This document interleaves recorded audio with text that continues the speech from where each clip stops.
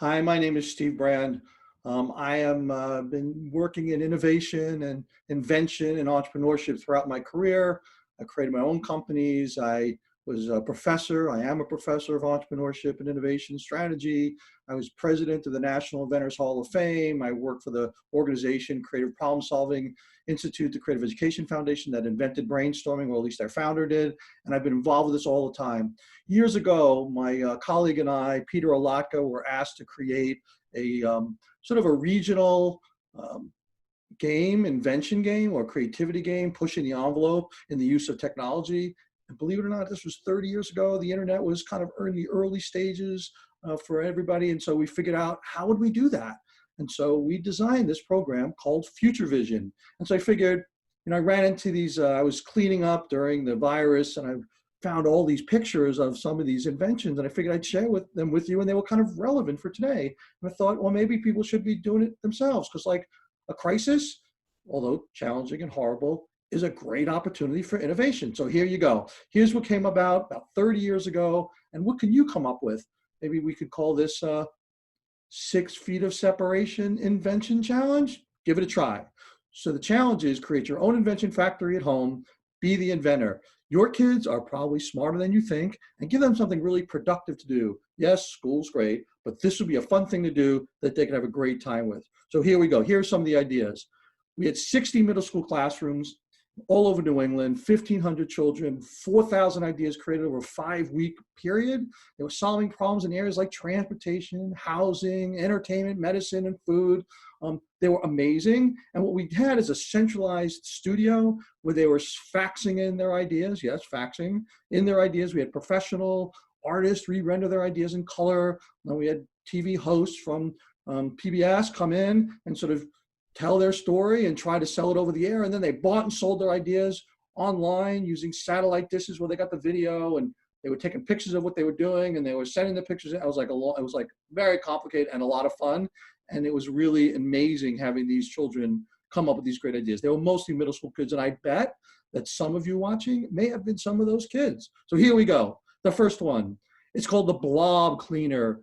It runs on a remote control. You push the start, the blob comes out of its box and spread your box. It spreads around the floor, cleans, polishes, sterilizes the floor. It's like kind of Roomba, but a lot more entertaining. And this actually came out of a group from Bainbridge. So it's the next one. Oh, this is sort of like Elon, maybe he was in this class, Elon Musk.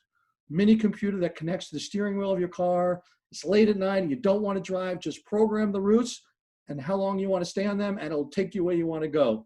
This was from Hollis, New Hampshire. Okay, this one was the walk-through sterilizer. I actually saw that a couple of days ago, where arenas and other places are coming up with a way to like see if you're sick when you're walking through, but maybe sterilizing you as you walk through. Great idea. This is in Brooklyn, Connecticut. The Robotech. So here's a medical monitor who can figure out if you're sick or not and can't get coronavirus. Unbelievable, great idea. Here's another robotic thing, a swallow cam. You swallow this camera, I think that exists, and your patient, we could figure out what's going on inside the body. It's a good way to stay out of the doctor's office, put the camera down and have it send a message back to your doctor at their office. And there's another one. This is the Editron. You inject it into your bloodstream. This is a good thing. And it kills bacteria and viruses. Now, this is not what you may think. It's not that, but it's a thing that can solve the problem. Maybe we can sort of try something like that. And medicine muffin. You're not feeling well, eat the muffin. You're going to feel all better. This is from Westborough, Massachusetts. Medicine muffin. And then how about if we had edible Lego bricks? I don't know if we actually have that. I've never seen them, but it would be a great idea. You build and you eat. Maybe not as sanitary as we'd like, but maybe if you build and eat your own, you'll be fine. The magic carpet. There's a floor for a house that doesn't have to be vacuumed. At the end of the day, you press a button and all the dirt falls into the little cracks in the floor. A suction cup pulls the dirt under the floor, and then there's a slanted board that sends it down the pipeline into the garbage. This was from Andover. What a great idea. Who knows where those kids are today? The walk a dog. Now, if you've walked your dog enough, you've been home all this time, and you've had enough walking, you just hitch your dog to it, and then it will take the dog for a walk. It's this little device that goes on and tells you where your dog is and whatever.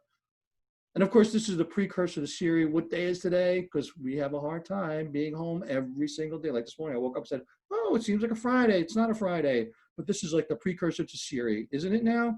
Or Alexa and some of those. The Watch It phone, this is, remember, 30 years ago. The phone will allow you to speak with anyone, anywhere, anytime. This is an iWatch. Isn't that a great idea?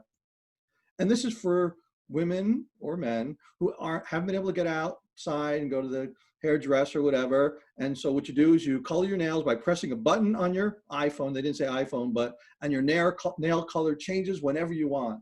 I bet you a lot of people would want that right now, not being able to get out. And this was one for people who have hearing challenges. The hearing aids that look like earrings. Kind of, I guess there are some like that, but here you go.